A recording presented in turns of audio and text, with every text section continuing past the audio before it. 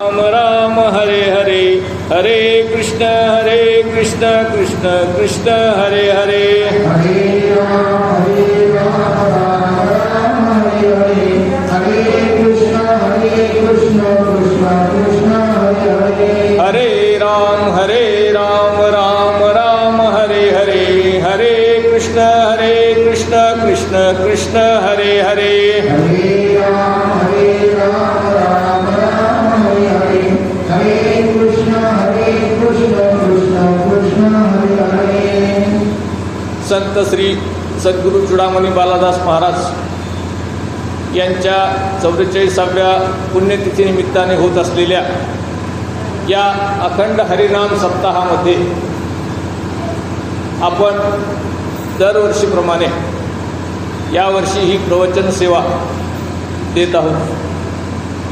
तुमच्या सर्वांच्या सहकार्यामुळं, तुमच्या आशीर्वादामुळं आणि महाराजांच्या मायबाईच्या आशीर्वादामुळं प्रतिवर्षी अतिशय उत्साहामध्ये हा सोहळा पार पडतो आणि आपली सेवा पण पार पडतो।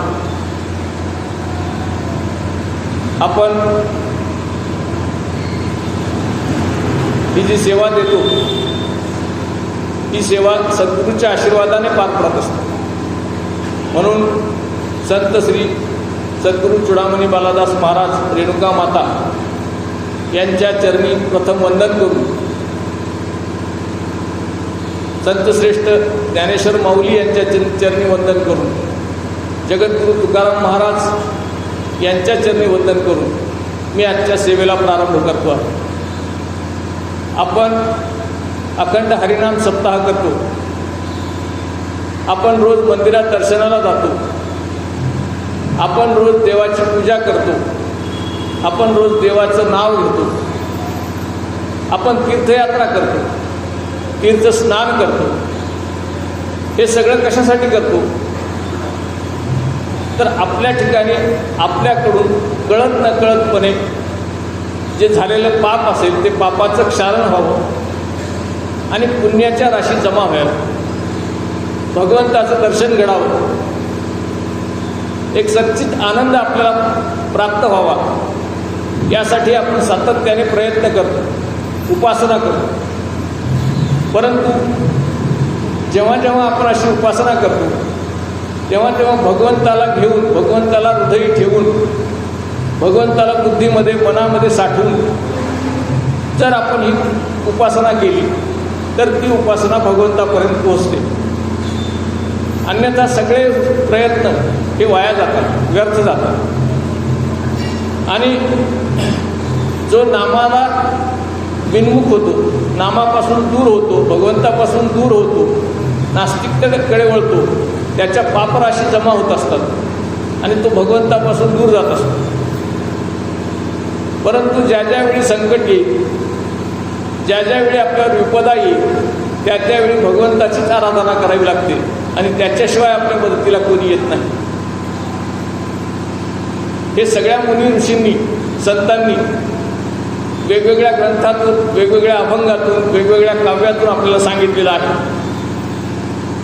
तिन्ही लोकांचा उद्धार हा नामाने होतो, हरी उपासनेने होतो। म्हणून ज्ञानदेव आपल्याला त्यांच्या ग्रंथामधून नामाचा महिमा समजावून सांगतात। हरिपाठ हा 27 अभंगाचा जो ग्रंथ दिलेला आहे आपल्याला छोटासा, तो या नामाचं महत्त्व सांगण्यासाठी दिलेला आहे आणि प्रत्येक अभंगाचा अनुभव हा माऊलींनी घेतलेला आहे आणि तोच अनुभव ते आपल्यापर्यंत पोहोचवतात। म्हणून हरिपाठ नित्य करावा, हरीचं नाम नित्य घ्यावं, सातत्यानं घ्यावं, याचा आग्रह माऊली करतात। आणि असाच आग्रह करणारा किंवा असंच महत्त्व सांगणारा आजच्या सेवेचा अभंग आपण हरिपाठातला 10वा अभंग घेतलेला आहे। हरिपाठामध्ये 10वा अभंग आहे, हा अभंग नामाचं जे महत्त्व समजावून सांगतो आपल्याला। माऊली या अभंगाच्या माध्यमातून हरी समजावून सांगतात, तो समजून घेण्यासाठी म्हणून आपण हा अभंग निवडलेला आहे। त्रिवेणी संगमी नाना तीर्थे भ्रमी, चित्त नाही नामी तरी ते व्यर्थ, नामाशी विन्मुख दोनर पापिया, हरिविन धावया न पोवे कोणी। पुराण प्रसिद्ध बोलिले वाल्मिक नामे तिन्ही लोक उद्धरती. ज्ञानदेव म्हणे नामजपा हरीचे परंपरा त्यांचे कुळ शुद्ध. हरिमुखे म्हणा पुण्याची गणना कोण करेल. असा हा अभंग आहे. या अभंगामध्ये पहिला शब्द आलेला आहे त्रिवेणी संगम. त्रिवेणी संगमामध्ये स्नान केलं की आपलं पापक्षालन होतं, पाप दूर होतं आणि पुण्य जमा होतं. म्हणून आपण मैलोनशी चालून मैलोनशी प्रवास करून कोसोनशी दूर जाऊन या त्रिवेणी संगमामध्ये स्नान करतो, तीर्थाटन करतो. गंगा जमुना सरस्वतीची लुप्त आहे. या सगळ्या नद्या प्रयागराजमध्ये एकत्र येतात आणि तिथे जाऊन आपण स्नान करतो. त्या तीर्थामध्ये स्नान केलं की आपली पापं धुवून जातात. म्हणून परत जन्माला यावं, परत तिथं आपण स्नान करावं अशी आपली भावना असते. परंतु या नद्यांच्या संगमामध्ये कुठे 2 नद्याचा संगम असतो, कुठे 3 नद्याचा संगम असतो. 3 नद्याचा संगम पवित्र मानला जातो. संगम हे स्थानच पवित्र मानलं जातं. 5 नद्याचा पण संगम हिमालयामध्ये आहे, तो पण पवित्र मानला जातो. आणि ज्या पवित्र नद्या आहेत गंगा यमुना सरस्वती गोदावरी ह्या नद्यामध्ये स्नानसुद्धा पवित्र मानलं जातं. आणि ह्या नद्यामध्ये स्नान करून आपण पापाच्या राशी दूर करतो आणि पुण्याच्या राशी जमा करतो. म्हणून या नद्यांच्या मध्ये प्रवाहामध्ये किंवा याच्या उगमस्थानावर किंवा संगमावर जर स्नान केलं तर आपण ते जास्त पुण्यकारक आहे असं म्हणतो. असं पुराणांनी सांगितलेलं आहे. म्हणून आपण तिथं जाऊन स्नान करतो.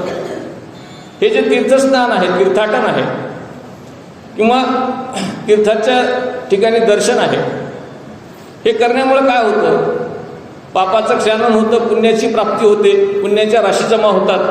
हे तर झालंच. पण स्नानाने जर देह पवित्र होतो, पण फक्त देहच पवित्र होत असतं तर आपण तिथे गेलो नसतो. बेडूक आहे, मासा आहे, मगर आहे, साप आहे, हे पण त्या गंगेच्या पाण्यामध्ये राहतात. हे पवित्र होतात का? होत नाही. कारण यांना बुद्धी नाही, मन नाही, यांना नामस्मरण करता येत नाही, हे नाम हृदयाशी धरू शकत नाही. आपण हे सगळं करू शकतो. म्हणून आपण केलेलं स्नान जर नाम हृदयात ठेवून केलं, जर आपण केलेलं स्नान हे नाम स्वतः मुखाने म्हणत केलं तर ते भगवंतापर्यंत पोहोचतं आणि मग पुण्याच्या राशी जमा होतं. म्हणून जर नामाशिवाय हे सगळं केलेलं असेल, भक्तीशिवाय केलेलं असेल तर ते व्यर्थ आहे असं माऊली म्हणतात. आणि दान करतो आपण. दानामुळे काय होतं, आपलं जे धन आहे कमवलेलं हे धन पवित्र होतं. स्नानामुळे देह पवित्र होतो, मन पवित्र होतं आणि नामामुळे सगळ्याच शरीराचा किंवा सगळ्याच आत्म्याचा उद्धार होतो. जसं दान दिल्यामुळं धन पवित्र होतं, जसं स्नान केल्यामुळं देह आणि आत्मा पवित्र होतो, तसं नाम घेतल्यामुळे पूर्ण देह पवित्र होतो. म्हणून नामाचा जास्तीत जास्त अंगीकार करावा, जास्तीत जास्त मुखाने नाम घ्यावं असा आग्रह माऊली करतात. या नामामुळं रज आणि तम हे 2 गुण जातात. रजगुण म्हणजे आपल्याला काहीतरी सतत कमवत राहावं, करत राहावं, कार्य करीत राहावं, काहीतरी मिळवत राहावं, मान सन्मान संपत्ती ह्या सगळ्या गोष्टी मिळवत राहाव्यात अशी जी भावना असते याला आपण रजगुण असं म्हणतो. आणि आळस आहे किंवा वाईट कर्म आहेत याला आपण तमोगुण असं म्हणतो. या दोन्ही गुणांचा नाश होतो, वाईटाचा नाश होतो आणि सतत क्रिया करण्याची, काहीतरी कमवण्याची जी इच्छा असते ही पण कमी होते, थोडंसं वैराग्य येतं आणि नामाने आपला सत्वगुण वाढतो. तुम्ही आता पंढरपूरच्या यात्रेला जाऊन आलेल्या कोणत्याही माणसांना विचारा की तुम्ही पहिल्यांदा यात्रेला गेलात, दुसऱ्यांदा गेलात, तिसऱ्यांदा गेलात. काही जणांच्या वर्षानुवर्षे यात्रा चालू आहे. त्यांना जाऊन आल्यानंतर जर आपण विचारलं तुमच्यात काय बदल झाला, तर ते म्हणतात की आमच्या आचारात बदल झाला, विचारात बदल झाला, आमच्या दृष्टीत बदल झाला. आम्हाला परमात्मा काय असतो आणि परमात्मा कशी मदत करतो हे त्या यात्रेमध्ये कळायला लागलं. म्हणजे परमात्म्याची जाणीव झाली, भगवंताची जाणीव झाली की माणसं सन्मार्गावर यायला लागतात. आणि हा सन्मार्ग म्हणजेच सात्विक मार्ग. आणि ह्या सात्विक मार्गावर आपण यायला लागतो. याच्यासाठी तीर्थस्नान करायचं असतं, याच्यासाठी नाम घ्यायचं असतं. पापामुळं तीर्थसुद्धा मलिन होतं. आता आपण गंगेत जाऊन, चंद्रभागेत जाऊन यमुनेमध्ये जाऊन स्नान करतो, गोदावरीमध्ये स्नान करतो. आपली पापं आपण तिथं धुतो. आपली पापं आपण जेव्हा तिथं धुतो तेव्हा ती गंगासुद्धा मलिन होते. तेव्हा ते पाणी तीर्थसुद्धा थोडंसं मलिन होतं. पापं आपली सगळी तिथं जमा होतात आणि आपली पापं कमी होतात. असं होत असेल तर त्यांनासुद्धा काही करावं लागतं. ते काय करतात, तिथं जाऊन साधूंनी स्नान केलं की साधूच्या स्नानामुळं त्या नद्यांचं पवित्र्य वाढतं. जसं एखाद्या पदावर एखादी महान व्यक्ती बसली तर त्या पदाची किंमत वाढते, तसं साधूनं स्नान केलं की नदीची किंमतसुद्धा वाढते. तसं साधू संत स्नान करतात तेव्हा त्या नदीचं पावित्र्य आणखी वाढतं आणि आपल्यामुळं ते पावित्र्य कमी होतं. म्हणून नदी सतत पवित्र कशामुळं राहते की तिथं नेहमी साधू येतात, पवित्र लोक येतात, ते स्नान करतात, म्हणून त्याचं पावित्र्य वाढत जातं. याच्यासाठी उदाहरण म्हणून आपण भक्त पुंडलिकाचं घेतो. भक्त पुंडलिक हे पंढरपूरला येऊन राहिले होते. हे पुंडलिक भक्त होण्याच्या अगोदर किंवा परमात्मा यांना भेटण्याच्या अगोदर आपल्यासारखे सामान्य साधारण माणसं होते. त्यांचंही लग्न झालेलं होतं आणि काही लोक काशीला चालले होते यात्रेला. त्यांना वाटलं आपणही काशीला जाऊ. काही कथेमध्ये ते आईवडिलांना घेऊन गेले असा उल्लेख आहे आणि काही कथेमध्ये ते स्वतःच गेले असा उल्लेख आहे. ते आपल्या पत्नीला बरोबर गेले आणि गेले यात्रेला, काशी यात्रेला पायी निघाले. जात असताना वाटेमध्ये त्यांना एक आश्रम लागला. मुक्काम करत जावं लागायचं. पूर्वीच्या काळी असं नव्हतं इथून विमानाचं तिकीट काढलं की डायरेक्ट तिथं उतरायचं, जाऊन दर्शन घ्यायचं, असं नव्हतं. पूर्वी पायी चालत जावं लागायचं. खूप कष्टाची यात्रा होती आणि ती कष्टाची यात्रा त्यांनी चालू केली. ते आपल्यासारखेच होते, व्यवहारामध्ये रमलेले, आईवडिलाकडे दुर्लक्ष करणारे असे पुंडलिक. त्या यात्रेने जात असताना त्या वाटेमध्ये त्यांना एक आश्रम लागला. संध्याकाळची वेळ झाली होती आणि तो आश्रम होता कुक्कुट स्वामींचा. हे कुक्कुट स्वामी त्या आश्रमामध्ये राहत होते. तेव्हा पुंडलिक त्या आश्रमात गेले आणि त्यांनी विचारलं की काशीला जाण्याचा रस्ता कुणीकडून जातो, मला काशीला जाणाऱ्या रस्त्याचं मार्गदर्शन करा, असं स्वामींना त्यांनी विचारलं. तेव्हा ते स्वामी म्हणाले, मी कधी काशीला गेलो नाही, मी कधी काशी यात्रा केली नाही, त्याच्यामुळं मला त्या रस्त्याची माहिती नाही. पुंडलिकांना वाईट वाटलं. ते हसले, त्यांनी थट्टा केली त्यांची की असे कसे ऋषी, ज्यांना काशीचा रस्ता माहिती नाही यांना ऋषी कसं म्हणायचं, जे काशीला कधी गेले नाही त्यांना ऋषी कसं बनायचं. भक्त पुंडलिक त्यांना ओळखू शकले नाही आणि मग योगायोगाने त्या दिवशी त्यांचं त्या कुक्कुट स्वामीच्या आश्रमामध्ये मुक्काम पडला. ते तिथं राहिले, थोडं बहुत काही खाणं पिणं झालं असेल, झोपले. रात्रीच्या वेळी 3 मळलेल्या म्हाताऱ्या अशा बायका आल्या, बोलत आल्या आश्रमाकडं. त्यांनी रात्री 12 वाजल्यापासून पहाटे 3 वाजेपर्यंत 4 वाजेपर्यंत सगळी आश्रमाची स्वच्छता केली आणि जाते वेळेस मात्र त्या एकदम शुद्ध, छान, सुंदर होऊन परत गेले. त्या परत जात असताना पुंडलिकांना राहावलं की येते वेळी ह्या सगळ्या जखम म्हाताऱ्या दिसणाऱ्या, थकलेल्या अशा बायका होत्या आणि ह्या जात असताना एवढ्या सुंदर कशा झाल्या. मग त्यांनी विचारलं की तुम्ही इथं आलात कशासाठी, तुम्ही कोण आहात. तेव्हा त्यांनी सांगितलं की आम्ही गंगा, यमुना आणि सरस्वती या 3 नद्या आहोत. यात आमच्यामध्ये दिवसभर भक्त येतात, तीर्थस्नान करतात आणि आपली पापं सगळी इथं धुवून जातात. त्यामुळं आम्ही मलिन होतो आणि आम्हालासुद्धा शुद्ध होण्याची, शुचिरभूत होण्याची, आमची पापं दूर करण्याची गरज असते. म्हणून आम्ही इथं कुक्कुट स्वामीच्या आश्रमात येतो, त्यांची रात्रभर सेवा करतो आणि पहाटे उठून आम्ही आमच्या जागेवर जातो. ज्यावेळेस लोक यायची वेळ असते, ते लोक तीर्थस्नानाला येतात, तेव्हा आम्ही आमचं स्नान करून गेलेलो असतो आणि मग त्याच्यामुळं आम्ही शुद्ध होतो, त्याच्यामुळं आम्ही तरुण होतो, त्याच्यामुळं आम्ही चांगले होतो. आणि मग हे कुक्कुट स्वामीच्याच आश्रमामध्ये तुम्ही येता असं विचारल्यानंतर त्यांनी सांगितलं की कुक्कुट स्वामी हे महान तपस्वी आहे आणि सगळ्यात जास्त म्हणजे त्यांनी आईवडिलांची सेवा केलेली आहे आणि त्या सेवेचं पुण्य यांच्या ठिकाणी इतकं आहे की आम्हाला इथून पुण्य घेऊन जाताना कमी पडत नाही. आणि मग पुंडलिकांना उपरती झाली, मग ज्ञान झालं की आता आपण जे करतो ती महाचूक करतो. आईवडिलांना आपण घरी ठेवून आलो काही प्रसंगामध्ये असं दाखवलं की ते आईवडिलांना घेऊन ओढत ओढत घेऊन गेले असं दाखवलेलं आहे. म्हणजे आईवडिलांच्यावर ते अन्याय करत होते, बायकोची जास्त काळजी घेत होते. आणि मग त्याच्यामुळं त्यांना लक्षात आलं की आपण फार मोठी चूक करतो. आणि मग ते तिथूनच परत आले, परत आपल्या गावी आले, पंढरपूरला आले. आणि पंढरपूरला येऊन त्यांनी आईवडिलांची अहोरात्र सेवा चालू केली. रात्रंदिवस आईवडिलांचे पाय दाबायचे, स्नान घालायचं, जेवू घालायचं, त्यांची सेवा करायची, त्यांचे पूजेचे काय फुलं आणून द्यायचे, सगळं कामं करायचे. रात्रंदिवस फक्त सेवेशिवाय दुसरं काहीच त्यांना सुचत नव्हतं. त्यांनी एवढी सेवा चालू केली की भगवान प्रसन्न झाले. पुढची कथा तुम्हाला माहिती. भगवान प्रसन्न झाले. श्रीकृष्ण विठ्ठलाच्या रूपामध्ये त्यांच्यासमोर येऊन उभं राहिले, दारात उभं राहिले. यांची सेवा चालू होती, वडिलांचे पाय दाबत होते. आणि तेवढ्यामध्ये श्रीकृष्ण स्वतः विठ्ठलाच्या रूपामध्ये येऊन उभं राहिले आणि पुंडलिका मी तुझ्या भेटीसाठी आलो. तेव्हा पुंडलिकाने सांगितलं माझी सेवा चालू आहे, तोपर्यंत मी तुम्हाला वेळ देऊ शकत नाही. त्यांनी एक वीट भिरकावली आणि याच्यावर उभं राहा म्हणून सांगितलं.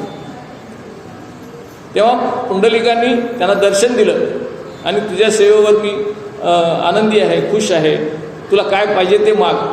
तेव्हा त्यांनी सांगितलं का तुझी भेट झाल्यानंतर पुढं मागायचं राहतच काय माणसाचं. पांडुरंगाची भेट झाली, याच्या पुढे मागायसारखं काही राहत नाही. म्हणून मला आता काही नको आहे, तरी पण तू देतच असशील, मागत म्हणत असशील तर मी हे मागतो की मला जसं दर्शन दिलास तसं सगळ्यांना दर्शन देण्यासाठी तू इथं उभं राहा.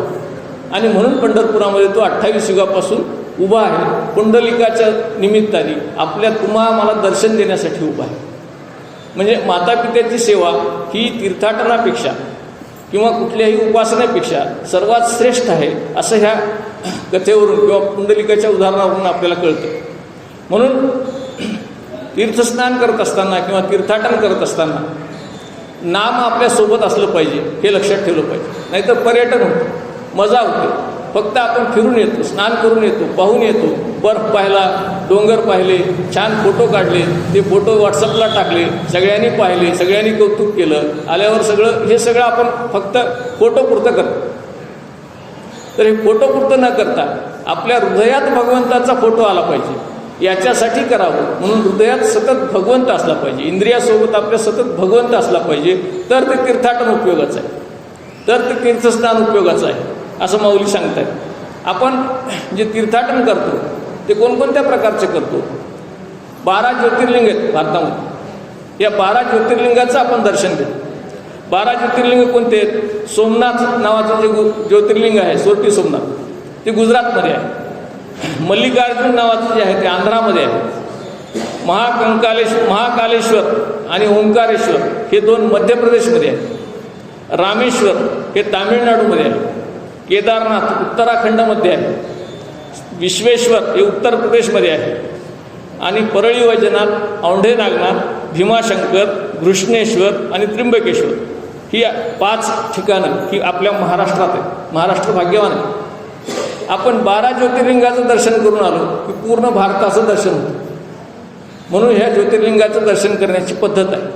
तीर्थाटन करण्याचा मागे उद्देश असा आहे की आपण पूर्ण भारतात फिरावं, वेगवेगळ्या ठिकाणची जनजीवन अभ्यास करावा, तिथले लोक, तिथली श्रद्धा बघावी, याच्यासाठी म्हणून ते असतं. देव तिथेही भेटतो, इथेही भेटतो. परंतु तिथे गेल्यानंतर आपल्या विचारात परिवर्तन होतं, तिथे गेल्यानंतर आपल्या मनात परिवर्तन होतं, तिथे गेल्यानंतर आपल्याला काहीतरी नवीन जाणीव होते. म्हणून आपण तीर्थाटन करत असतो. 4 धाम आहेत. 4 धाम यात्रा सगळेच करतात. या 4 धाम यात्रेमध्ये उत्तराखंडमध्ये 4ही धाम आहेत. बद्रीनाथ, केदारनाथ, गंगोत्री आणि यमुनोत्री. गंगेचं उगमस्थान, यमुनेचं उगमस्थान, केदारनाथ महादेवाचं मंदिर आणि बद्रीनाथ विष्णूचं मंदिर, असे 4 धाम आपण केले की एक यात्रा पूर्ण होते. परंतु ही एकाच राज्यात आहे. दुसरी 4 धाम यात्रा कशी आहे? बद्रीनाथ आहे, रामेश्वर आहे, द्वारका आहे आणि जगन्नाथ. म्हणजे एक उत्तराखंडमध्ये आहे, एक गुजरातमध्ये आहे, एक उत्तर प्रदेशमध्ये आहे, मध्य प्रदेशमध्ये आहे आणि एक खाली तामिळनाडूमध्ये आहे. हे 4 टोकाला 4 असे 4 भारताच्या 4 टोकाला 4 धाम आहेत. म्हणून पूर्ण आपला भ्रमण व्हावा या उद्देशाने असे धाम स्थापन केलेले. आपण तिथलं सगळं वैभव पाहावं याच्यासाठी म्हणून केलेले आहे. सप्तपुरी आहेत, त्याचं दर्शन घेतो. ज्योतिर्लिंगाचं दर्शन घेतो, 4 धामचं दर्शन घेतो, पुरी असतात, सप्तपुरी आहेत, 7 पुरी आहेत. या 7 पुरीचं आपण दर्शन घेतो. अयोध्या आहे, मथुरा आहे, हरिद्वार आहे, काशी आहे, कांची आहे, अवंतिका म्हणजे उज्जैन आहे आणि द्वारका आहे. ह्या 7 पुरी आहेत. ह्या 7 पुरीचं दर्शन आपण घेतो. आणि शक्तिपीठ आहेत, एकूण 52 शक्तिपीठ आहेत. देवीची शक्तिपीठं जी आहेत ती एकूण 52. त्याच्यातली 3.5 महाराष्ट्रात आहे. पहिलं आहे कोल्हापूर, महालक्ष्मी देवीचं मंदिर. दुसरं आहे तुळजापूर, जय भवानी मातेचं मंदिर. आणि माहूर, रेणुका मातेचं मंदिर. आणि चौथं, त्याला अर्ध म्हणतात, अर्ध पीठ म्हणतात, हे आहे सप्तशृंगी वणीचं. आणि हे 4ही पीठ रस्त्याने जोडण्याची योजना चालू आहे. त्याला काही लोकांचा विरोध आहे. हे 4ही पीठ एकाच, 4ही शक्तिपीठं जर एकत्र जोडली तर एकाच मार्गावर सगळी यावी, एकाच वाहनातून आपल्याला ह्या सगळ्यांचा प्रवास एकाच रस्त्याने करता यावा, अशी योजना चालू आहे. याचा उद्देश असा असतो की आपण त्या पीठाला जावं, भेट द्यावी आणि तिथं पाहून दर्शन घेऊन आपण पवित्र व्हावं, अशी भावना असते. याच्याशिवाय आपण कुठल्या यात्रा करतो. समाधीस्थान आहे, भरपूर समाधीस्थान आहे. तेरडुकीला गोराकुंभारांची आहे, चोखोबांची आहे, इकडं ज्ञानेश्वर माऊलीची आळंदीला आहे, देहूला तुकाराम महाराजांची आहे. अशा वेगवेगळ्या समाधीस्थळं जी आहेत किंवा संत ठिकाणं आहेत, या ठिकाणी आपण जाऊन त्र्यंबकेश्वरला जातो. आपण अशा सगळ्या ठिकाणी जाऊन आपण वेगवेगळ्या ठिकाणी भेट देतो. उत्सव होतात, कुंभमेळ्यासारखे उत्सव होतात, जगन्नाथपुरीला रथयात्रा निघते, असे उत्सव होतात. यालाही आपण भेट देतो आणि पुण्य कमवतो. हे पुण्य कमवत असताना ह्या ज्या यात्रा आहेत, ह्या यात्रा अतिशय कठीण यात्रा आहे. पूर्वीच्या काळी तर ह्या राम भरोसेच होत्या. म्हणजे सगळी जीवनातली कार्य संपली, सगळे लेकरं बाळं मार्गाला लागले, सगळ्या लेकरांचे लग्न झाले, व्यवस्थित झालं कीच लोक निघायचे. असं कधी आमच्यासारखं म्हणजे आपल्यासारखं तरुण असताना जायची व्यवस्था नव्हती. तरुण असताना गेलं तर परत येईल म्हणायचा विश्वास नव्हता. तुम्ही विचार करा, एक अमरनाथ, केदारनाथ, वैष्णोदेवी, बद्रीनाथ ह्या ठिकाणी पायी जायचे, विचार करा त्या काळात कसं असेल. आणि आता सडका आहेत, रस्ते आहेत. पूर्वी काहीही नव्हतं, फक्त जंगल होतं आणि जंगलामध्ये हिंस्त्र प्राणी होते. सगळे वाघ होते, सिंह होते, लांडगे होते, कोल्हे होते, सगळे प्राणी होते. त्यावेळी आळंदीहून पैठणला माऊली 4 भावंडं गेली होती, लक्षात घ्या. ते सुद्धा खूप कठीण काम होतं. त्या त्र्यंबकेश्वरची प्रार्थना प्रतीक्षा करत असताना, ही प्रदक्षिणा करत असताना वाघ भेटला होता त्यांना. असं कठीण काम त्या काळामध्ये. आणि पाऊस काळ सुद्धा आताच्यासारखा नव्हता, त्यावेळेसचा पाऊस काळ खूप होता. ह्या सगळ्या कठीण परिस्थितीमध्ये यात्रा कराव्या लागायच्या. आणि त्याचं जेवढी कठीण यात्रा होईल तेवढी आपल्याला जास्त पुण्य लागतं किंवा जास्त समाधान मिळतं, लक्षात ठेवा. समजा आपल्याला केदारनाथला जायचं आहे, जर पायी गेलात तर त्याचा आनंद जो आहे तो हेलिकॉप्टरने गेलेल्या आनंदाचा आनंद नाही. आपण वारीला पायी जातो आणि बसनी जातो, दोन्हीतला फरक लक्षात घ्या.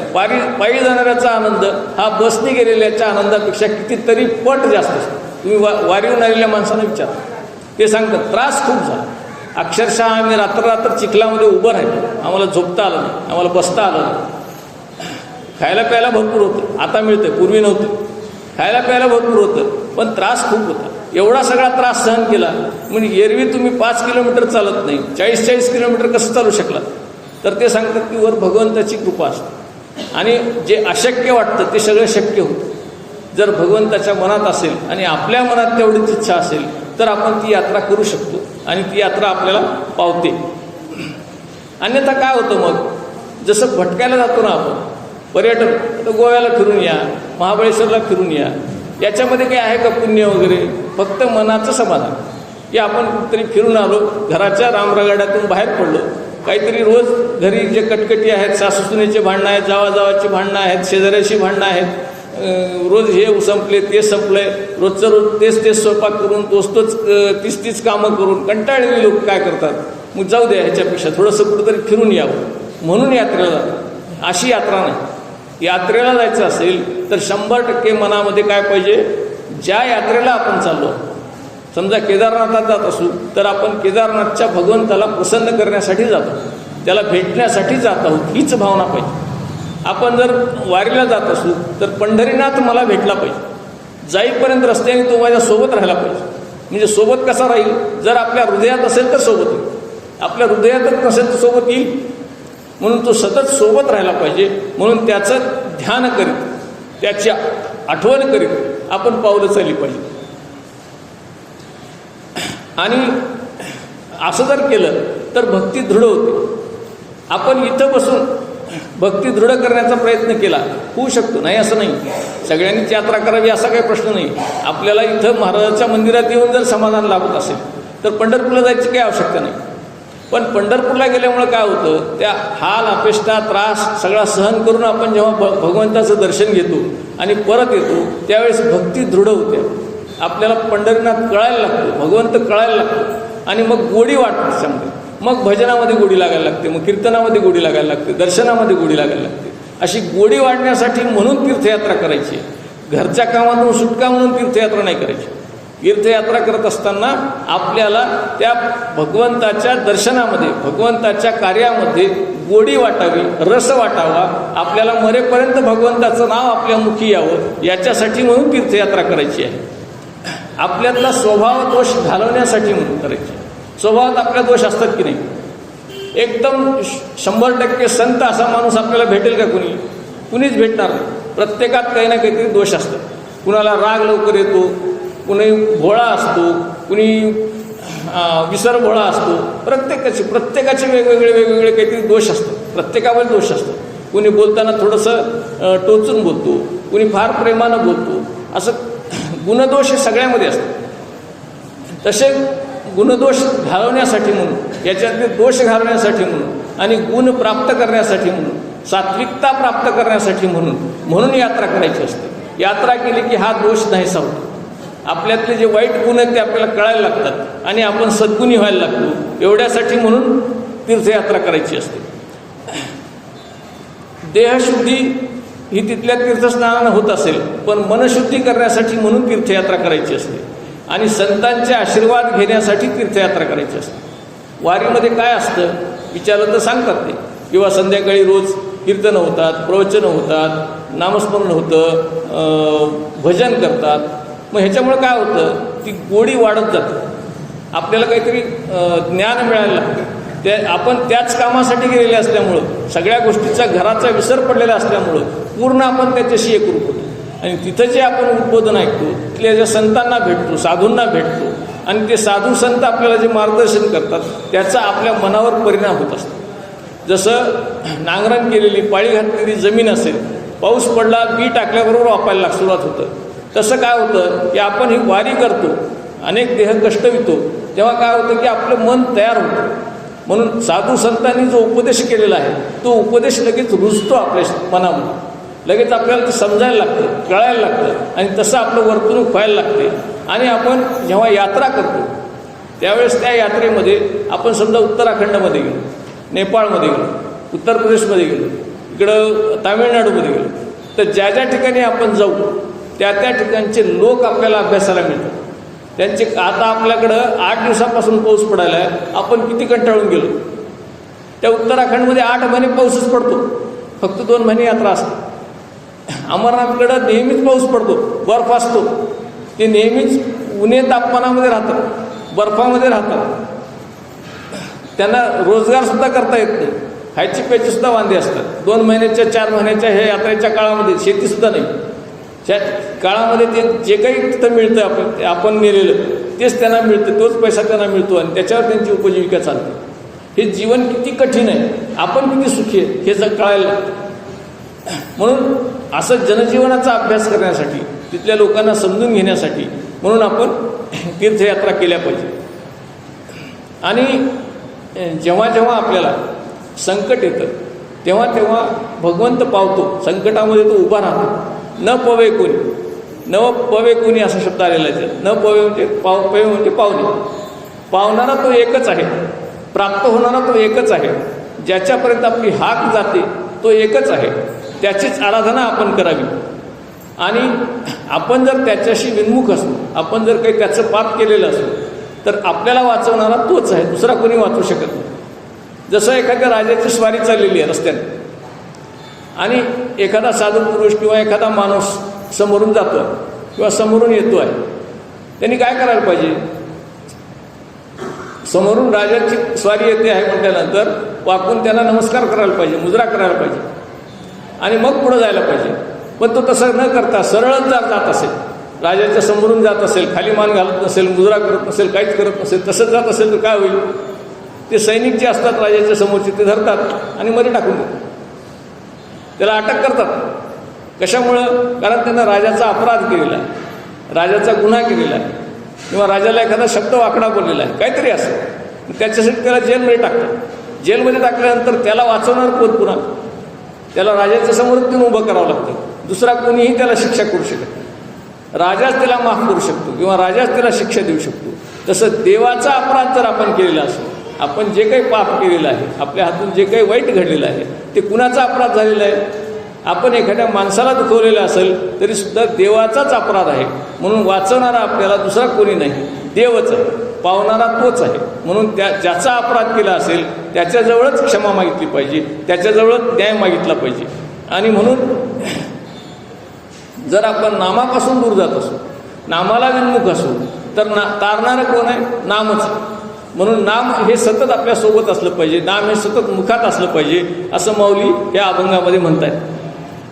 पाप का होऊ नये? तर भगवंताला प्राप्त करायचं असेल तर पुण्य लागतं आणि पुण्याच्या जोरावर आपण भगवंतापर्यंत जाऊ शकतो. पण जर पाप झाला असेल तर पाप हा त्याच्यामध्ये अडथळा असतो, बंधन असतं. म्हणून पाप दूर करावं लागतं, पुण्य मिळवावं लागतं आणि मग आपल्याला पुढं सरकावं लागतं, तर भगवंत मिळतो. जे हरिनामी विन्मुख, जे हरिनामी विन्मुख पाहो नये त्याचे मुख. जो हरिनामाला विन्मुख आहे, म्हणजे हरिनाम जो घेत नाही, अशा माणसाचं मुखसुद्धा पाहू नये, अशा माणसाचं तोंडसुद्धा पाहू नये. ज्याशी नाही इहपर सुख, त्याशी नाही इहपर सुख, मोक्ष तो नाहीच की तयार. त्याला सुख तर मिळतच नाही, पण मोक्षही मिळत नाही. सुखही मिळत नाही, मोक्षही मिळत नाही, अशा माणसाचं तोंड कधीही पाहू नये. असं कोण सांगताय? वामन पंडित सांगतात. वामन पंडितांची ही रचना आहे.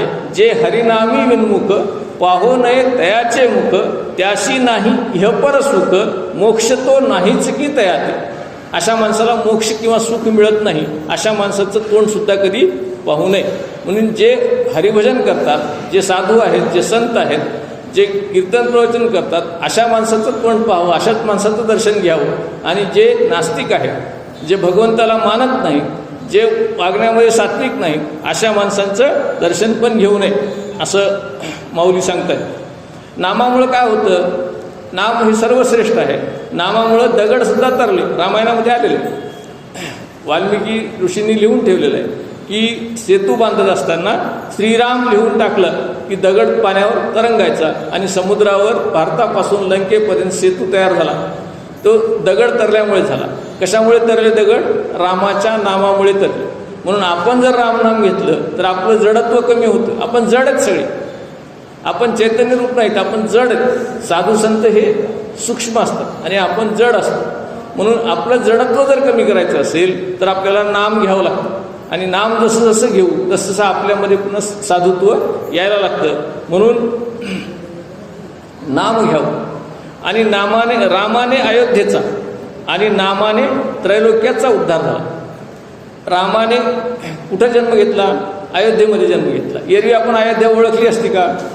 अयोध्येच्या बाजूला एखादं गाव आहे, नाव माहिती आहे का आपल्यालाच? नाही माहिती. फक्त अयोध्येचंच नाव माहिती आहे. त्याचं कारण काय? तिथं रामाने जन्म घेतला, म्हणून अयोध्येचा उद्धार झाला. एखाद्या गावामध्ये एखादी संत व्यक्ती, एखादा देव अवतार घेतो, जन्म घेतो, तेव्हा त्या गावाचं नाव. आज महाराजांचं अहमदपूरचं नाव, राजूरचं नाव हे महाराजांच्या जन्मामुळे. महाराजांसारखी संत व्यक्ती इथं जन्मली म्हणून इथे उत्सव होतात, इथे नामस्मरण होतं आणि ह्या गावचं नाव हे पंचक्रोशीमध्ये गाजलं. तसं अयोध्येचा उद्धार करण्यासाठी रामाने जन्म घेतला आणि त्रैलोक्याचा उद्धार करण्यासाठी रामाचं नाव सोडून गेले. आता राम येण्याची गरज नाही. रामाचं नाव जरी घेतलं तरी आपला उद्धार होतो, आपल्या गावाचा उद्धार होतो, आपल्या संसाराचा उद्धार होतो. म्हणून नाम हे सर्वांना तारणार आहे. म्हणून सातत्याने फक्त कलियुगामध्ये नाम घ्यावं.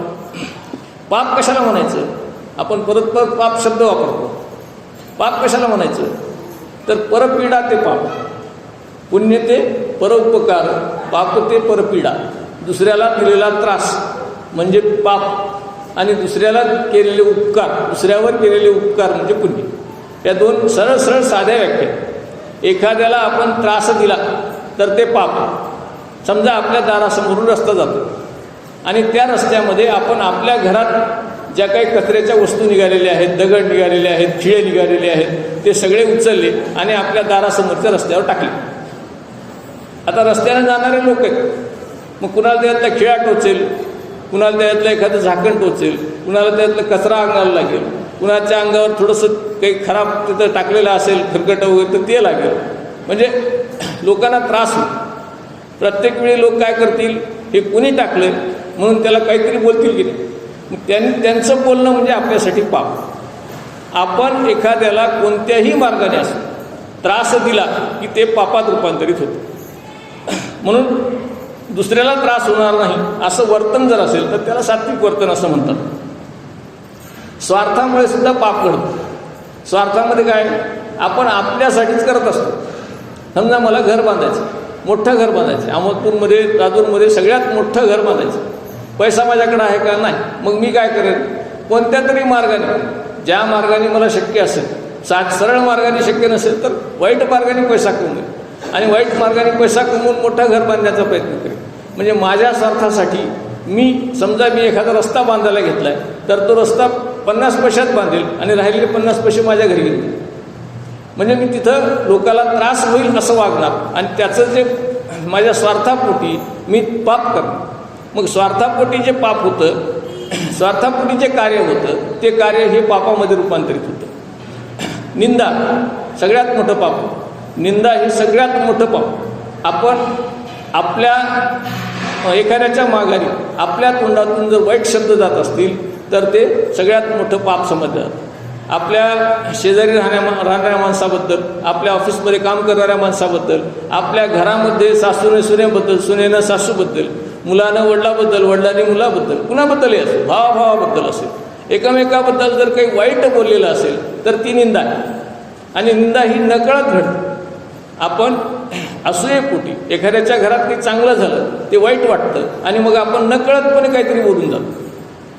त्याच्या घरी समजा चांगले कपडे जरी घेतलेले असतील तर ते असतील कोणत्या तरी मार्गाने आणलेले पैसे सहज म्हणून जातो. आणि असं म्हणलं काय होतं की त्यांनी कोणत्या मार्गाने आणले आपल्याला माहीत नाही, पण आपण सहज ती गोष्ट बोलून गेल्यामुळं आपल्याकडून पाप होतं. म्हणून निंदा कधीही आपल्या तोंडून बाहेर पडू नये याची काळजी आपण घ्यावी. आपल्याला निश्चित माहीत नसताना, निश्चित आपली जाणीव नसताना कुणाबद्दलही वाईट शब्द आपल्या मुखातून जाऊ नये याची काळजी घ्यावी, कारण ते सर्वात मोठं पाप आहे. आणि इतरांच्या सुखामध्ये जेव्हा आपल्याला दुःख होतं ते सुद्धा पाप आहे. इतरांच्या सुखामध्ये दुःख, तेरी कमीज मेरे कमीज से सफेद कैसी अशी एक जाहिरात आहे बघ, दुसरे साबणाची जाहिरात. तुझा शर्ट माझ्या शर्टपेक्षा पांढरा कसा. आपल्यापेक्षा दुसऱ्याचा शर्ट जरी पांढरा दिसला तर मनामध्ये असूया निर्माण, वाईट वाटायला लागतं. दुसऱ्याच्या घरी एखादी गोष्ट चांगली आली, त्याच्याकडे समजा मोठा कलर टी व्ही आला की आपल्याकडचा टी व्ही लहान वाटायला. त्याच्या घरी एखादा मुलगा झाला, आपला मुलगा लहान वाटायला. त्याच्या घरी मुलाने समजा डॉक्टर झाला असेल दुसऱ्याच्या घरी आणि आपल्या घरी मुलगा इंजिनियर झाला असेल तरी वाईट वाटायला. दुसऱ्याची प्रगती जेव्हा सहन होत नाही त्यावेळी आपल्यामध्ये असूया निर्माण होते. आणि ह्या असूयेपोटी दुसऱ्याच्या सुखामध्ये आपल्याला जेव्हा दुःख वाटायला लागतं त्यावेळेस ते पापात रूपांतरित होत असतं. म्हणून दुसऱ्याच्या सुखात सुख मानावं, काही हरकत नाही. त्यांनी काहीतरी पुण्य केलं असेल म्हणून त्याच्या घरी ते चांगलं झालेलं आहे आणि आपण काहीतरी पाप केलं असेल म्हणून आपल्याकडे हे कमी आहे. आपण जे पुण्य केलं त्याचं फळ आपल्याला मिळेल, त्यांनी जे पुण्य केलं त्याचं फळ त्याला मिळेल असं म्हणून सोडून दिलं.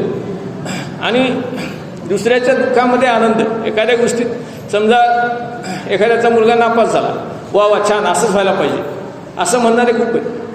दुसऱ्याचा मुलगा नापास व्हावा, दुसऱ्याचं वाईट व्हावं, त्यांच्या घरी कुणीतरी समजा आजारी पडलंय, असाच दवाखाना त्याच्या मागे लागावा, सहज बोलतो. हे असं म्हणणं म्हणजे आपण पापाच्या राशी जमा करणं आहे. आपण काहीच करत नाही अशा वेळेला. फक्त काय केलं आपण, आपले विचार बदल. जेवढा वाईट विचार येईल तेवढं पाप वाढत जातं, जेवढा चांगला विचार येईल देव त्याचं भलं करू. आपण आपल्या देवघरात जा, देवाच्या पाया पडा आणि सांगा माझ्या शेजारी जो मुलगा आजारी आहे, जो माणूस आजारी आहे, त्याचा आजार लवकरात लवकर दुरुस्त होऊ दे, त्याचं चांगलं होऊ दे.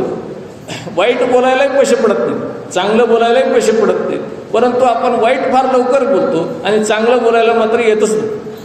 म्हणून चांगलं बोललं तर पुण्याच्या राशी जमा होतील. म्हणून कुणाचीही निंदा न करता प्रत्येकाच्या दुःखामध्ये सहभागी व्हावं, सुखामध्ये सहभागी व्हावं, सुखाला पाठिंबा द्यावा आणि दुःखात सहभागी होऊन आपल्याला काही करता येतं का, त्याची मदत करता येते का ते पाहावं. ते परमात्म्याला आवडतं. आपण बहिर्मुख असतो म्हणजे इंद्रिय सुखासाठी धडपडत असतो. आपण सातत्याने काय खायला चांगलं पाहिजे, जीभ हे इंद्रिय आपलं, ते नेहमी चांगलं खायला मागतं, बरोबर आहे, आणि वाईट बोलायला मागतं. कानाला नको ते ऐकावं वाटतं, डोळ्याला नको ते पाहावं वाटतं, ही नैसर्गिकता आहे. परंतु वाईटाकडं माणूस आपोआप जातो आणि चांगल्याकडं माणसाला न्यावं लागतं. म्हणजे दारूचं दुकान असेल तर त्याला मुहूर्त पाहून उघडायची गरज नाही, ते कधीही उघडा, त्याच्या समोर लाईन असते. पण दूध हे घरोघर जाऊन विकावं लागतं, तूप हे घरोघर जाऊन विकावं लागतं. दारूच्या दुकानाला मात्र स्वतःहून लोक लाईन लावतात. म्हणजे वाईटाकडं लोक आपोआप जातात आणि चांगल्याकडं मात्र न्यावं लागतं लोकांना. मंदिरात या म्हणून सांगावं लागतं. आता अहमदपूरची लोकसंख्या कमी नाही, या गल्लीची लोकसंख्या कमी नाही आहे, पण मंदिरात येण्याची बुद्धी किती जणांना होते? फार कमी जणांना होते. ज्याचं पूर्वपुण्य असेल त्याचेच पाय इकडे वळतात, ज्याचं पुण्य नाही त्याचे पाय इकडे वळत नाही. म्हणून पुण्याच्या राशी असतील तरच चांगलं सुचतं व पुण्याच्या राशी नसतील तर वाईट सुचतं. म्हणून लोक दारूच्या नादाला का लागतात? तर त्याचं पूर्व पाप असतं सगळं. लोक वाईट मार्गाला का लागतात? लोक चोऱ्या का करतात? लोक पैसे का खातात? लोक भ्रष्टाचार का करतात? त्याचं कारण एक आहे की याचं पूर्व पाप असतं, ते पाप फेडण्यासाठी म्हणून ह्या गोष्टी करतात. आणि जे लोक मंदिरात येतात, भजन करतात, कीर्तन करतात, दर्शन घेतात, दानधर्म करतात, तीर्थस्नान करतात, तीर्थयात्रा करतात, त्यांचं पूर्व पुण्य असतं. म्हणून जेव्हा आपल्याला अशी बुद्धी होते, चांगली बुद्धी होते, तेव्हा आपलं पूर्व पुण्य आहे असं समजावं, आणि बुद्धी होत नसेल तर पाप आहे असं समजावं. म्हणून पापाच्या राशी न जमा करता जर पुण्याच्या राशी जमा करायच्या असतील तर नेहमी आपले पाय, आपले इंद्रिय हे सन्मार्गाकडे वळले पाहिजेत. जसं दिवा लावला की जसं प्रकाश पडतो, ज्योतीला प्रकाश असतो. सोनं असेल तर त्याला तेज असतं, हिरा असतो त्याला तेज असतं. तसं नाम जर घेतलं तर परमात्म्याचा बोध होतो. हिरा चमक म्हणून सांगावं लागत नाही. हिरा अंधारात ठेवला की चमकायला लागतो. दिवा लावला अंधार दूर होतो. तसं नाम घेत राहिलं की परमात्म्याला जवळ येऊन सांगायची गरज नाही, परमात्मा आपण होऊन जवळ येतो. भक्त पुंडलिकाच्या भेटीसाठी परमात्मा आला तसा आपल्यासाठी सुद्धा तो येतो, जर आपण नामाच्या राशी जमा केल्या तर. नाम सतत घेत राहिलं तर, अखंडपणे घेत राहिलं, भगवंताचं नाम आणि रूपाची आठवण झाली पाहिजे. सावळं सुंदर रूप आपल्याला सतत दिसलं पाहिजे आणि मुखामध्ये सतत नाम असलं पाहिजे. असं जर असेल तर भगवंत स्वतः दर्शन देतो. 28 युगापासून पुंडलिकासाठी उभा आहे, तसा आपल्यासाठी क्षणभर का होत नाही, पण तो उभा राहतो. म्हणून नाम सतत घेतलं पाहिजे. आणि जे नाम घेत नाहीत ते पापी आहेत. जे नाम अस्तित्व मानतच नाहीत, भगवंतच मानत नाहीत, असे पण काही टक्के लोक ह्या जगामध्ये आहेत, ते नास्तिक आहेत. त्याला नास्तिक म्हणायचं. ते पापी आहेत असं नाही. जे देव मानत नाहीत ते वाईट वागतात असं नाही. देव न मानणारे सुद्धा चांगलं वागणारे लोक आहेत. परंतु देव न मानणारे बहुतेक लोक कसे असतात की ज्याला पाप पुण्याची भीतीच नसते. देवच नाही तर कशाचं पाप आणि कशाचं पुण्य, पुनर्जन्मच नाही तर कशाचं पाप कशाचं पुण्य, असं वाटायला लागतं आपल्याला. आणि मग त्याच्यामुळे काय होतं की पापाकडे आपली दृष्टी वळायला लागते. म्हणून नेहमी देवाचं अस्तित्व जर आपण मान्य केलं, आस्तिकता मान्य केली तर आपल्याला सन्मार्गाची वाट दिसायला लागते. आणि अस्तित्व मान्य नाही केलं तर मग मात्र वाईट मार्ग दिसायला लागतो. म्हणून जेव्हा जेव्हा आपण हतबल होतो, जेव्हा आपण हात टेकतो, आपल्याला काहीच चालत नाही, आता सगळे उपाय खुंटलेले आहेत, अशा वेळेला आपल्याला भगवंताची आठवण होते. म्हातारपणी का देव आठवतो? आता देव मार्गाला लागले म्हणतात. करून थकले, आता देव मार्गाला लागले. का म्हणतात? आता सगळे हातपाय थकलेले असतात. आपलं वय झालेलं असतं, काहीच चालत नाही, घरात काही चालत नाही, बाहेर काही चालत नाही, अवयवांचं काही चालत नाही. डोळ्याला कमी दिसायला लागतं, दात पडायला लागतात आणि अशा वेळेला भगवंत आठवतो. तोच भगवंत जेव्हा जेव्हा असे वाईट प्रसंग आयुष्यात येतात त्या वेळेस आठवायला लागतो. आणि जर आपण त्याला खरं मनातून हाक मारली तर तो ओढ येतो. त्याचं उदाहरण म्हणून आपल्याला सांगता येईल, द्रौपदीचं वस्त्रहरण प्रसंग सगळ्यांना माहिती आहे. आता वेळ बराच झाला आहे, मी थोडक्यात सांगतो. द्रौपदीच्या वस्त्रहरणाच्या प्रसंगाच्या वेळेस त्या राजसभेमध्ये दुर्योधनाने सांगितलं दुःशासनाला, द्रौपदीला घेऊन ये. द्रौपदी आली, तिच्या वस्त्राला हात घातला. तेव्हा तिने पहिल्यांदा कुणाकडे पाहिलं? पितामह भीष्माकडे पाहिलं, धृतराष्ट्राकडे पाहिलं, तिने कृपाचार्याकडे पाहिलं, द्रोणाचार्याकडे पाहिलं, ह्या सगळ्यांकडे पाहिलं. नंतर आपले 5 पती हात जोडून बसलेले आहेत शस्त्र टाकून, त्यांच्याकडे पाहिलं. कोणीही तिचं वस्त्रहरण थांबवण्यासाठी कोणीही उठला नाही, उठू शकला नाही. काही त्या दुर्योधनाचे अन्न खाल्लेले होते म्हणून उठू शकले नाहीत, हे हारलेले होते म्हणून उठू शकले नाहीत. शेवटी तिला आठवण झाली की एकच आहे आपला सखा, आपला भाऊ, जो आपल्याला वाचवू शकतो. आणि मग तिने कान्हा म्हणून हाक मारली. त्यावेळेस तो वस्त्र घेऊन आला. तिने विचारलं की तू इतका वेळ का आला नाहीस, शेवटच्या क्षणाला का आलास? तर त्यांनी सांगितलं की तू सगळ्यांच्याकडे पाहिलीस, माझी आठवण तुला झाली नाही, माझी आठवण तुला शेवटी झाली म्हणून मी पहिल्यांदा आलो. म्हणजे त्या दुःखाच्या प्रसंगामध्ये, वाईट प्रसंगामध्ये जर तुम्ही माझी आठवण केली तर मी येतो, पण तुम्ही माझी आठवण ठेवली पाहिजे, सतत आठवण केली पाहिजे. जर तुम्ही फक्त दुःख झाल्यावरच आठवण करत असाल तर तो येणार नाही. नेहमीच भक्ती करा आणि दुःखात आठवण करा, तो पळत येतो, धावत येतो. याचं दुसरं उदाहरण आहे, त्रिकूट पर्वतावर द्रविड देशचा राजा इंद्रद्युम्न हा होता. या इंद्रद्युम्नला अगस्त्य ऋषींनी शाप दिला होता. अगस्त्य ऋषी जवळ गेले होते आणि त्यांच्याकडं या इंद्रद्युम्नेनी काय केलं? दुर्लक्ष केलं, लक्ष दिलं नाही. त्यांना राग आला, त्यांनी त्याला शाप दिला की तू एखाद्या जड योनीमध्ये जन्म घेशील, ज्याला बुद्धी कमी आहे अशा योनीमध्ये जन्म घेशील, म्हणजे हत्ती होशील. आणि तो या त्रिकूट पर्वतावर हा गजेंद्र जन्म घेतला. हा राजा दुसऱ्या जन्मामध्ये गजेंद्र म्हणून जन्म घेतला. आणि गजेंद्र म्हणून जन्म घेतल्यानंतर तो तिथे विहार करायचा, त्या पर्वतावर फिरायचा. एके दिवशी काय केलं, आपल्या सगळ्या राण्यांसोबत घेतल्या आणि सगळेजण मिळून सरोवरामध्ये गेले स्नान करायला. आणि तिथे स्नान करत असताना, एकमेकाच्या अंगावर पाणी उडवत असताना एका मगरीने या गजेंद्राचा पाय धरला. या गजेंद्राचा पाय धरला. आता याला सोडवायला सगळ्या राण्या होत्या बाजूला, सगळे हत्तीनी होत्या सोबत. त्या सगळ्या हत्तींनी वाट पाहिल्या, आता हा काही पाय सोडत नाही, म्हणून त्या हळूहळू एक एक काठाला यायला आणि हळूहळू एक घरी गेले. आता या दोघांची लढाई चालू द्या, कोणी चालू नाही मदतीला, सगळे थकले. त्यावेळेस त्याला पूर्वजन्माची आठवण झाली. हा फार म्हणजे पुण्यवान राजा होता पूर्वी जन्मामध्ये, फक्त शापामुळे त्याला गजेंद्राचं रूप आलं होतं. आठवण झाली त्याला आणि त्यांनी मग विष्णूची आराधना करायला सुरुवात केली. विष्णूला हाक मारली. विष्णू गरुडावर बसले आणि ताबडतोब आले. म्हणजे त्याने शेवटच्या क्षणाला, आता कोणीच नाही म्हणल्यानंतर तूच एक आहेस अशी ज्यावेळेस जाणीव झाली, त्यावेळेस ते विष्णू आले गरुडावर बसून. त्यांनी त्या मगरीचा संहार केला सुदर्शन चक्राने आणि ह्या गजेंद्राला सोबत घेतलं. ही मगर म्हणजे सुद्धा एक शापित गंधर्व होता, हुहू नावाचा गंधर्व, ज्याला शाप होता, त्याच्या रूपाने ती मगर झाली होती. त्या सुदर्शन चक्रामुळे तिचाही उद्धार झाला, त्या मगरीचाही उद्धार झाला, त्या गंधर्वाचाही उद्धार झाला. आणि याला तर सोबतच घेऊन गेले, गजेंद्राला ते सोबत घेऊन गेले. म्हणजे शेवटच्या क्षणाला आपल्याला कोण वाचवतो?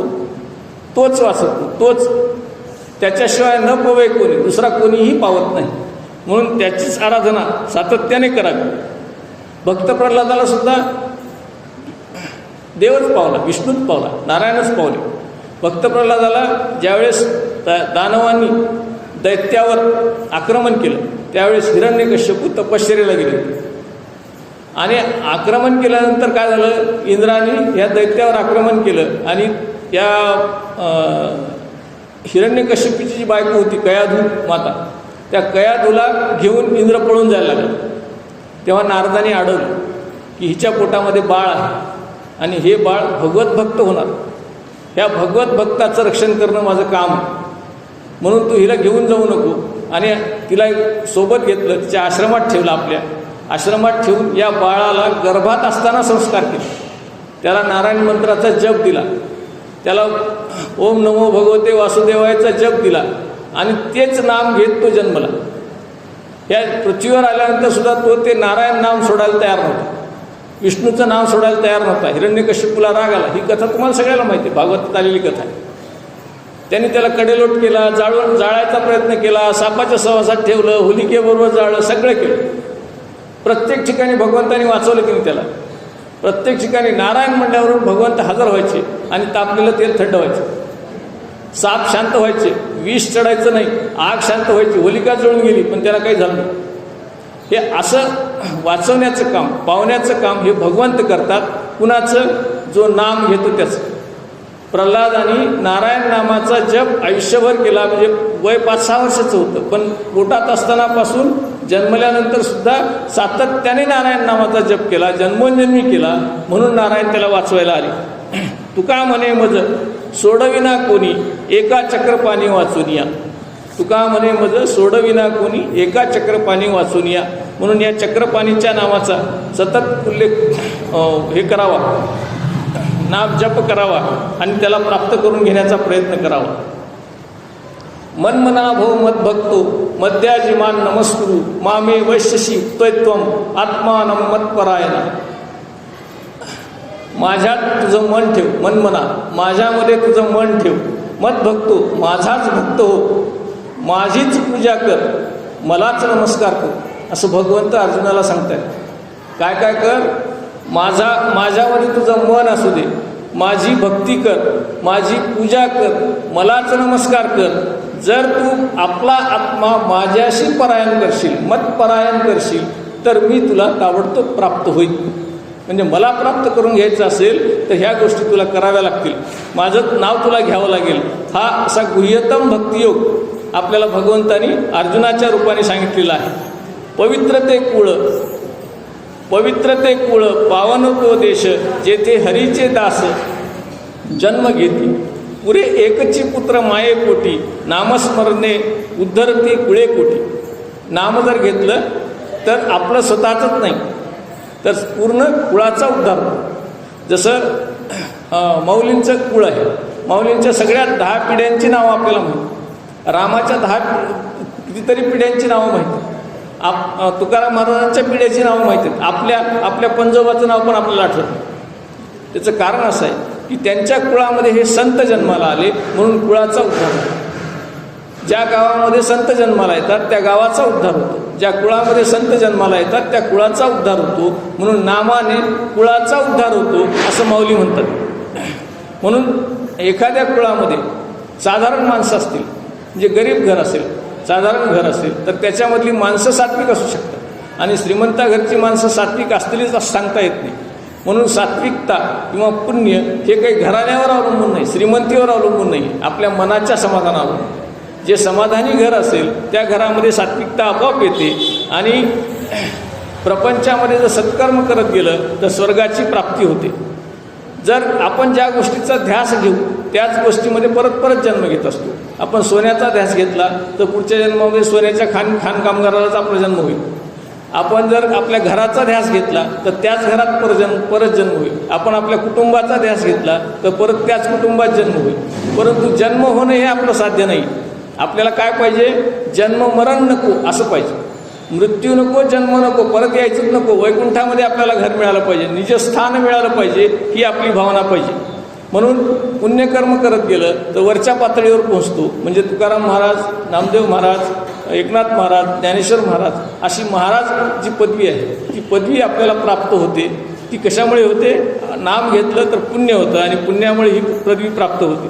तुम्ही कुणी असा, स्त्री असा, पुरुष असा, राक्षस असा, दैत्य असा, देव असा, काहीही असा, नाम घेत गेलं की आपोआप देव त्याच्यावर कृपा करतो. म्हणून प्रल्हाद किंवा बळी हे असुरकुलातले होते तरी त्यांच्यावर देवाने कृपा केली आणि त्यांचा उद्धार केला. आपलं शरीर हे गोकुळ आहे. गो म्हणजे इंद्रिय आणि कुळ म्हणजे संघ. ह्या इंद्रियाचा संघ म्हणजे हे आपलं शरीर. 5 कर्मेंद्रिय आहेत, 5 ज्ञानेंद्रिय आहेत, मन, चित्त, आत्मा, मन, बुद्धी, अहंकार आणि चित्त असं 4 दुसरे अवयव. या सगळ्याचं मिळून एक आपलं गोकुळ हे शरीर तयार होतं. हे गोकुळ सुखी केव्हा होईल? जेव्हा इथे श्रीकृष्ण जन्म घेईल. गोकुळात श्रीकृष्णाने जन्म घेतला की नाही, तसा आपल्या शरीरात श्रीकृष्ण केव्हा येईल? जर हे शुद्ध असेल तर.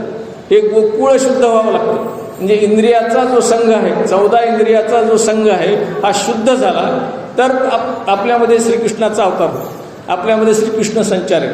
आणि हा श्रीकृष्ण केव्हा संचारेल? जर नाम घेतलं तर संचारेल.